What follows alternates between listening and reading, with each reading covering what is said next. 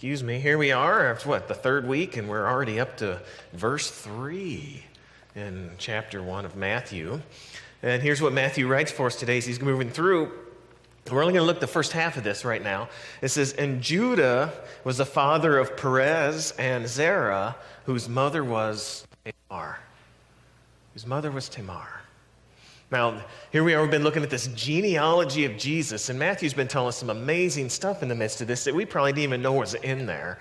And as I said before, I did a lot of study of this through a man by the name of Stephen Manley. And he's done a lot of research in this, so I'm sure his stuff is pouring out of me as I speak this. So don't think this is all about me. This is about what I've learned from other people. But Matthew, as he's been sharing these powerful points in the genealogy, he's been showing us Jesus is the long-awaited king, that people are finding their place in life in Jesus. And that literally God's been doing something for a really long time. In fact, he says 42 generations. And the things he's been doing, which we find out today, is redemption. God is a God who redeems. And that is a beautiful, beautiful thing. I mean, it would be one thing for God to be this holy God like God is, and to sit separated from creation and go, oh, look at the mess they made down. They messed everything up. Their lives, they're all messed. Oh, I don't want to get near it. I don't want to touch it. It's their problem. Let them deal with it. But see, that's not God's heart. God says, man, I gotta do something. He rolls up his sleeves. He comes down and he gets his hands dirty, and he does what he needs to do, because that's God's nature, is to redeem. You see, God, through Jesus, stepped into our world to change and give redemption. Now, to redeem is an interesting word. To redeem means this: to save, to rescue, or to regain possession of something in exchange for payment. It's like God saying, I'll do whatever it takes to bring you back, and he's calling us all to come home. And as we read just a minute ago out of 1 Peter, it wasn't with silver or gold that we were redeemed, but it was with the precious blood of Jesus. It's all about Jesus. And I'm telling you, Jesus can change our lives, because that's what it's about. Jesus is about redeeming and reconciling and saving. Now, Matthew understands this full well, because Matthew is what was known as a toll collector, a tax collector. In his day, he was a traitor to the Jewish people because he worked for the Roman government. So he was an outsider, he was hated, he was on the margins of everything. He was not a liked person. And in an amazing sense, Jesus walks right up to him and says, hey, Matthew, come and follow me. And he does. Simply follows Jesus. You see, Jesus got in trouble often because not only did he go to the right people, but sometimes he went to the wrong people as well, like these kinds of people, these sinners as they called them. But Jesus didn't care, because he was about redemption. And this is the great thing. Not only does Jesus redeem Matthew's life, but we find out immediately Matthew calls all of his friends, other sinners, into his house to meet with Jesus. He says, you got to meet this Jesus. He will change your life. He is amazing. He will redeem everything. And they all come there, and then some of the religious people get it there. They go, how come he eats with those sinners? And of course, Jesus hears them, and what does he say? He says, I didn't come here to call those who think that they're righteous. I came here to call those who know they need redemption, that they're sinners. That's what Jesus is about. It's amazing. Jesus transforms lives. Now, Matthew making quite a point in his genealogy now that we get into this. Most of us would think if you have the genealogy of Jesus, the Messiah, the Son of God, you would make sure that thing was clean, right? Man, you check the list once, you check the list twice. You have to make sure that it's pure. It can't be stained with anything that you want to show up bad in Jesus. So, man, we got to make sure this thing is clean. But Matthew has a completely different approach, because he wants to show us who Jesus is and who God is in the midst of this. You see, we understand that there are some knots in Jesus' family tree. Did you know that? Interestingly enough. These are real people needing real redemption. And Matthew shares some of those stories with us that we're going to see today. So we start out with the first one.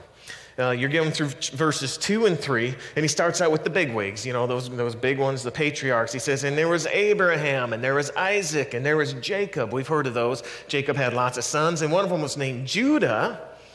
And then he says, and then Judah gave birth to Perez, and also to, he throws in there, Zerah. He says, whose mother was Tamar. And if you really don't know the story, so who cares? But why did you throw that in there? Why does he do that? Remember, he's been including women into this genealogy, which you normally don't do. And many of them, in fact, most of them are Gentile women and they're not Jewish even, and they're getting mixed in. You're like, why are we doing this? But you see, the story tells us all about it. Genesis 38 tells us this story, and it's kind of an interesting one. You see, Tamar and Judah have an interesting story for us. Now, Judah has 3 sons. Their names are not, a common name today. And his first son, is of marrying age, so he takes a woman and he marries her, and her name is Tamar. She's a Gentile woman. We don't know much about other than the fact it says he did what was evil in God's sight, and eventually he dies. Okay, that's not really what I want as my epitaph on my gravestone or anything, but here it is. Did what was evil in God's sight, he dies. Tradition of the day, the culture is this. The next son marries the widow, okay? Why? Because they didn't have dating sites with millions of people looking out for people back then, okay? It was very hard to find someone you could marry. There wasn't people everywhere. So the next son would marry her, and guess what? The firstborn child would be considered the elder son's to go through. Well, the second son for Judah, his name is Onan. He understands this quite well, and he says, I don't think I want to have a child with this woman. Why? Because it's going to be my older brother's son. I want one of my own children.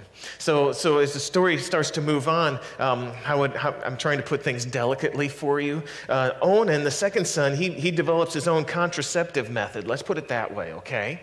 To make sure that she does not get pregnant. Well, what we find out is that Onan does what's evil in God's sight, and eventually he dies. Judah looks out and says, man, I've already lost 2 sons. I'm not going to lose my 3rd son with her. So he sends her away and says, when my youngest son finally gets old enough, you can come back and then marry and all that good stuff. He has no intention of calling her back. And so she's gone for a long time, and he doesn't call her back. Well, in the midst of the time, guess what? Judah's wife dies. Now, Judah, he goes to a friend's house to shear sheep and to grieve. Now, that's not my form of grieving. I wouldn't say to go to a friend's house and shear some sheep, but that's what he does. And just so you know, this is the most normal part of the whole story right there, that he goes and shears sheep to grieve, okay? Because it's going to go crazy from this point on. So he's going to go there and do that. Tamar hears he's coming. So what she does, she covers her face. She sits on the gate and acts like she's a prostitute. Judah comes up, sees her. What do you want to say? He kind of propositions her, I guess you would say. I don't know. I'm trying to keep it clean. He propositions her. And so, okay, this is going to happen. She says, what you going to pay me? He says, well, I'll pay you a goat. You can't make this stuff up, folks. So here she is. She's going to get a goat as he propositions her. And she goes, well, how do I know you're going to pay me a goat? You don't have one right here. And he says, well, here's what I'll do. I'll give you my ring, my cord, and my staff to prove I will come back and bring you a goat. She says, okay. They conclude the transaction. How's that? Okay. He goes home and he sends someone back with a goat, believe it or not, and she's gone. He said, what in the world's going on? So they ask around. He said, what about this prostitute sits at the gate? And they said, there's no prostitute sits there. I don't know what you're talking about. And then he's really embarrassed, and so they just go home. They try to bury it under the rug. We'll just keep hearing it. Okay, not long later, guess what happens? Tamar is pregnant. Judah finds out, and he's mad. You know why? She's supposed to be ready for my son, even though I'm never going to have my son marry her, but she's supposed to stay for him. And now she's pregnant. She's he's going to go take care of her. And he marches right there, and she comes out, and she says, well, here are some of the things of the person who impregnated me. Maybe you can figure out who this person is. Are you ready? And she lays out a cord and a ring and a staff, and he goes, ooh, I'm the baby daddy. Uh-huh. And you thought your life and family was a mess? You thought your life and family were dysfunctional? Holy cow! And then Judah says one of the most amazing things. He says, she's more righteous than me. You know why? I denied her what was her right. The thing that was good for her, what she was supposed to have, I denied it. I wouldn't let her have it. She took matters into her own hands, and she did it, okay? And this is how this thing came about. She's more righteous than me. I mean, Matthew, couldn't you have just kind of left that scene out? He could have just said, and Judah begot Perez, and then just kept right on going, and no one would have thought anything of it. But no, he's got to say, and also Zerah, because they were twins, and their mother was Tamar. Why does he say that? He sticks it in our faces because he's making a point, folks. Life is not this nice, neat, little, clean package all the time. Life is messy. But God's a redeemer. It doesn't matter what's going on in your life. God is a redeemer. And God is not ashamed to have Tamar in this whole messy situation in the genealogy of Jesus. Isn't that amazing? That just kind of blows me away. In fact, I think God's screaming, this is who I am. This is what I do. This is what my kingdom is all about. It's about redemption. You see, Tamar and this whole thing, this is a victory story of redeeming lives and families and situations, and this is exactly who I am. And I know some people are here saying, well, I don't know, preacher. I've got so much brokenness in my life and my family, the past, the hurts, the garbage. Man, my life is far too messy for God to care about that. And all I can say for you today is wrong. God's a redeemer. And he wants to redeem the hurts and the brokenness of persons and situations, and he gives love and redemption and wholeness and new life. And today, if you need redemption, I'm asking you to come find your redemption song. Would you do so? I didn't read this one to you, but we're going to go on and look at somebody else. Verse 5. In verse 5, he says there's Salmon, who begat Boaz, whose mother was Rahab. Well, who's Rahab? Joshua chapter 2 and 6 tells the story of Rahab. See, Israel is crossing the Jordan River and are coming into Canaan. Now, you have to remember, Canaan, the promised land, used to be where Israel lived until they went off into Egypt and they were slaves there, and now God's bringing them back to their homeland where they're supposed to be. And without getting deep into the story, that they think Egypt now is kind of ruling over this area harshly, and they have these surrogate cities that are there for Egypt. And so as the people of Israel come through and take down certain cities and certain things and certain wars happen, it was because they were literally trying to liberate the area so people can live freely there, but that's a whole different story. So they're crossing the Jordan, and they're getting ready to come in, and here they are coming up to the city of Jericho. And they send 2 spies out, but they see that there's spies there, and they're chasing after them. So the 2 spies go to Rahab's home, her place of business, because she is a prostitute. And oftentimes men and probably women, I don't know, go in there, and they get in, and strangers are often in that house coming and going. So this is a great place to be. They go in there. They know they're being chased. She hides them on the roof. When they come to get them, she says, they're not here, but if you take off running, you might catch them before they get to the gate. So they all take off. She sends them the other way, and then she lowers them down with the rope and says, go hide in the hills for a few days. You'll be safe. You can go back. She says, but here's what I need from you. I saved you right here. I need you to save my family. See, she's a person of faith. She says, I know your God is the living God. And we're all fearful here because we know that God has given you this land. I want to be with you. I want to be with your people. I want to be with your God. And they said, okay, you hang this red scarf out the window. Nothing will happen to you or your home or anyone that's in there, your family. When we come, sure enough, they come, Jericho's walls fall, and the place is attacked. But her family is saved. Hebrews 11:31 says this, talking about the heroes of the faith. He says, and by faith Rahab the harlot did not perish with the unbelievers. Interesting. Here's these heroes of the faith: Abraham, Isaac, Jacob, Moses, Joshua, Rahab the prostitute. Well, how did she get in there? But you see, God's letting us see something. Matthew is trying to show us something. He could have just said, and Salmon begat Boaz and Obed and just kept right on going. But no, Matthew kind of sticks it in our faces, and he has to mention Rahab the harlot. See, he's making a point. God, Jesus, is about redemption. Even in the genealogy of Jesus, there's messiness of life, and yet God's redemption is just seeping out all over. And God is not ashamed to have Rahab the harlot in the genealogy of Jesus because she was a victory story.